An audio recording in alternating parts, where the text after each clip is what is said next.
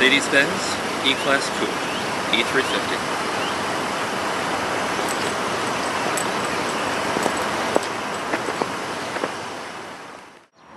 Hello, today we're checking out the Mercedes-Benz E-Class Coupe.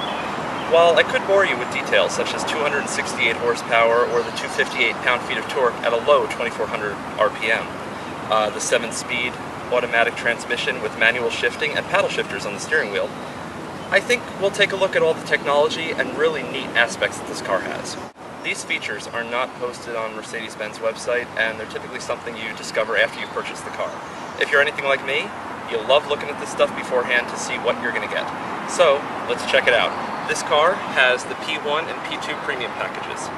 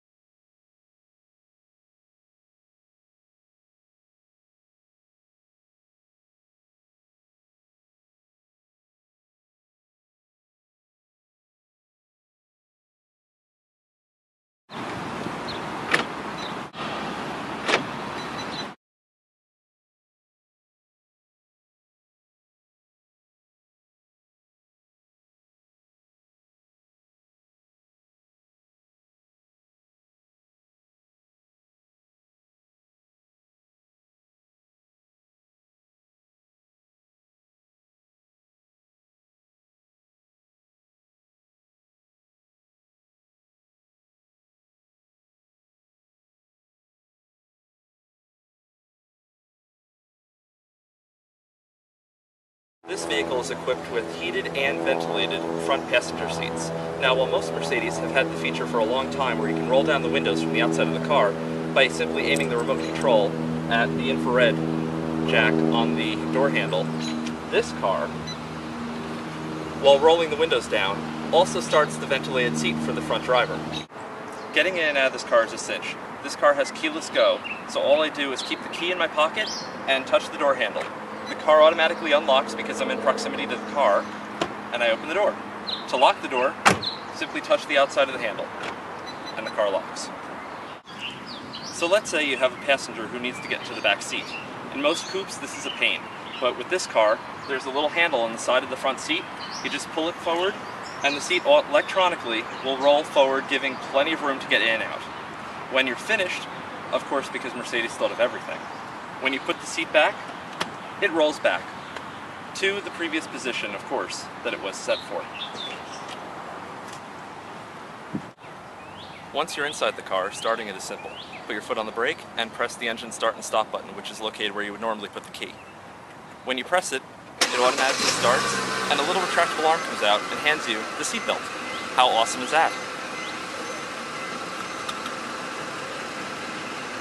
This car also has rear view camera. So, if I start it, alright, and if I put the car in reverse, the screen automatically switches to show me what's behind the car, which is pretty awesome. Now in this car, this is the digital climate control system.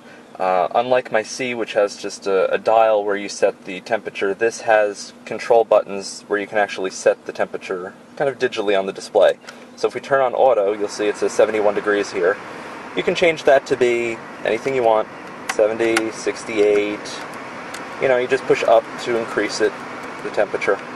You do have, you can leave it in automatic mode, or you do have control over the fan speed as well. So if it's too noisy, you can push down and lower the fan speed to anything you want. You can also switch the modes over here to be just, let me see if I can get that in focus. There you go.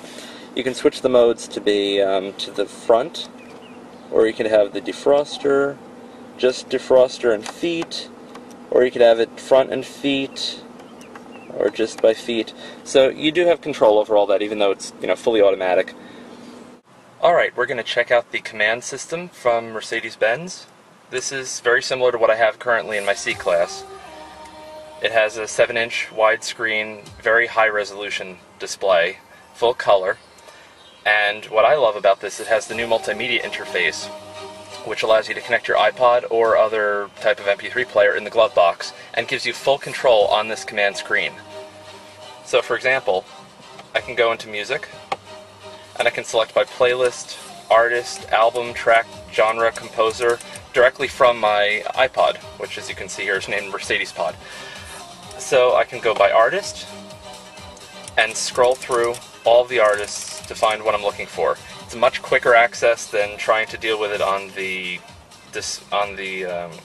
gauge on the speedometer. Is navigation. The navigation display on this car is great.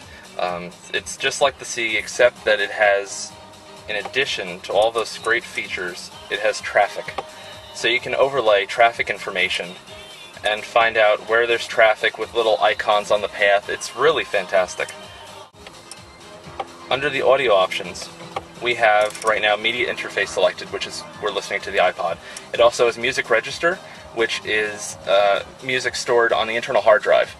The hard drive in this car is basically for the navigation system. All the maps and everything are loaded onto it so that you don't need discs. But you can also store music on there. There is a partition of space so that you can rip songs onto it. I don't really see the need because I've got an iPod in here with as many gigabytes as I want. Memory card. There's a memory card slot on the front of the radio, and you can put cards into there. Disc. It has a 6 CD changer, and it's the type where you just keep inserting discs into the dashboard, and it takes up to 6 of them. Satellite radio. This does have Sirius XM satellite radio. The stations work wonderfully. This car also has the latest tuner from Sirius, which allows it to pull in, and this is just a fun thing for me, a couple of Canadian stations. So I can actually listen to, let me see if I can get to them. You can browse by category of music, or you can jump to just all channels and scroll through. I'm going to go over to, I think it's under Latin and World. Yep, here it is. So I can listen to channel 88, Rock Velour, which is the soft rock station up in Montreal.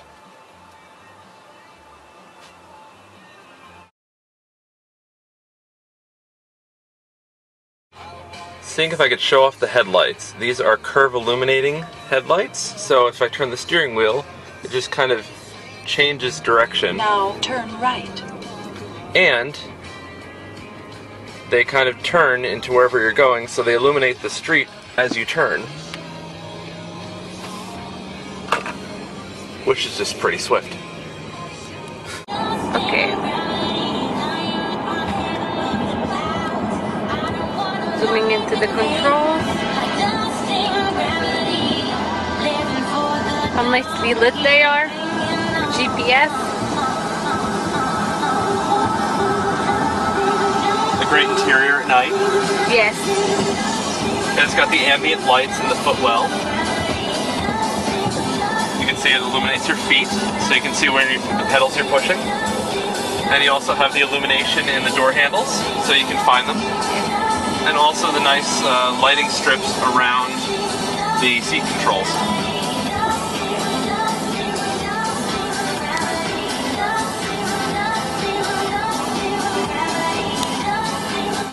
So this has just been a quick glance of some of the gadgets and gizmos that Mercedes put into this new E-Class coupe. It's really incredible. And a special thank you goes out to Mercedes-Benz for giving me this vehicle for the weekend to do some video logs, some photos, and have a great time. So it's currently Saturday, and I've got 2 more days of fun ahead of me.